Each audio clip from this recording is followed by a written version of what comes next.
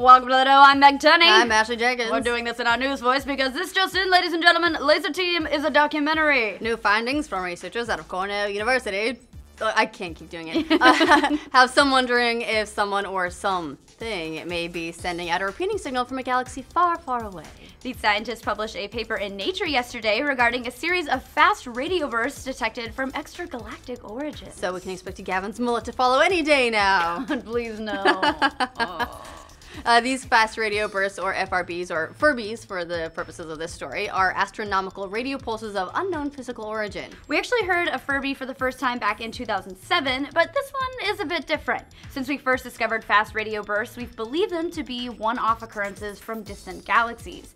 It would take as much energy as the sun produces in 10,000 years to produce the type of energy required to create these millisecond-long bursts. And because of that, scientists associate the occurrence of these Furbies with some kind of cataclysmic event, say a neutron star collapsing or Trump changing his hairpiece. This belief is backed up by the fact that the Furbies tend to happen just once and then aren't heard from again. You know, millions of voices crying out in terror and then suddenly being silenced, that thing. So now we know what the dark side is actually about. Yes. They create Furbies. They create Furbies. We've actually only observed 17 fast radio bursts since 2007, even though about 10,000 have probably happened every single day. We're just not usually looking for them in the right spot. Again, that's because whatever causes them tends to flare up big and bright and then die away, silencing the source. Like Blaine taking off on his scooter just that way, just taking off. He's just never heard from again. He heard Star Wars, he came over, he left, he lost interest. But it's Blaine's romantic life in a nutshell. Yeah, God, it's so true.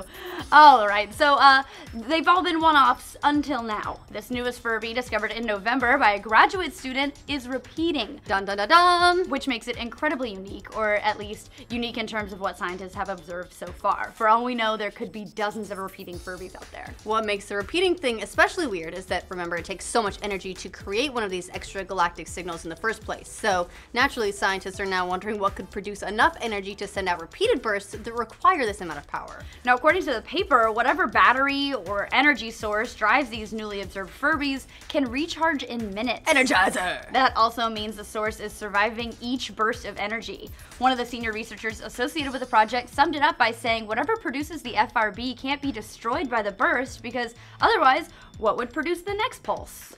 These are the questions. Yes. These Furbies also differed in brightness and spectra compared to the ones we've observed previously, so sort of like real Furbies. Yes, they learn. This now leads scientists to believe that there have to be more than one source of fast radio bursts, an explodey kind and a non-explodey kind that can cause them to repeat. Perhaps someone's sending a signal for humanity? Or just going to town on the drums? Yeah, why not? The intergalactic jury is still out on that one. It seems the most likely candidate is an exotic object such as a crazy powerful rotating neutron star, so not drums. As for aliens, there's probably much more efficient ways to communicate than the power of exploding stars. That seems like setting off an atom bomb with a flare gun would do the job just fine. But it's so overkill. Much more fun to blow up stars. That's true.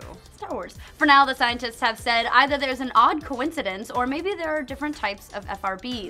Either way, it seems we've broken this enigmatic phenomenon wide open. TLDR, fuck if we know, Yeah. which is how most space science concludes. It's true. For those of you who are wondering, hasn't this happened before? Well, kind of. Those of you who are super up to date on your alien conspiracies, or Lazer Team, know of the WOW signal, which was a one-time radio signal observed back in 1977. It's called the WOW signal because radio astronomer who saw it, Jerry Emmon, wrote WOW in a little red pen next to the signal when he first recorded it. Not because he was a World of Warcraft player. But he foresaw that he would be playing World of Warcraft. I keep doing that voice. That signal is a little bit different from the Furbies in that it was a much longer signal. It lasted 72 seconds. Part of what made it so significant is that it happened very close to the hydrogen line, the frequency that most closely resembles hydrogen. Aha, hydrogen-based life forms. It had been speculated for some time prior that since hydrogen is the most abundant element in the universe, extraterrestrials might try to send signals along something very close to hydrogen.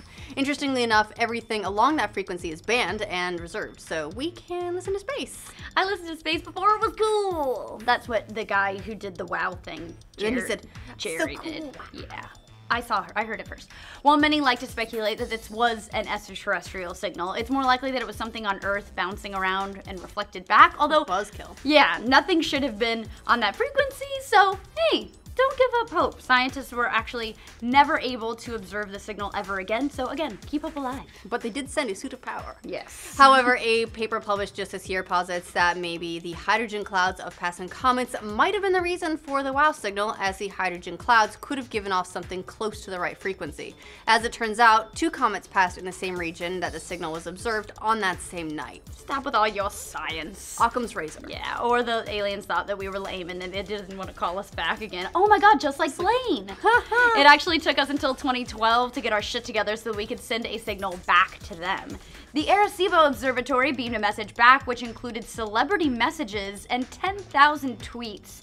Hopefully none from Kanye West's Twitter rants. Well, no wonder we haven't heard back from the aliens. Yeah, Hashtag don't Independence Day us. But not all hope is lost when it comes to the study of extraterrestrial contact. In a recent interview with a Las Vegas news station, Hillary Clinton's campaign manager, John Podesta, says he's convinced the presidential candidate to declassify UFOs if she becomes president. That's how she's trying to get the youth vote. Yeah, just bring them on in. You like X-Files? I got them. This guy's like a newer version of the aliens meme guy, apparently, but also has some sort of power.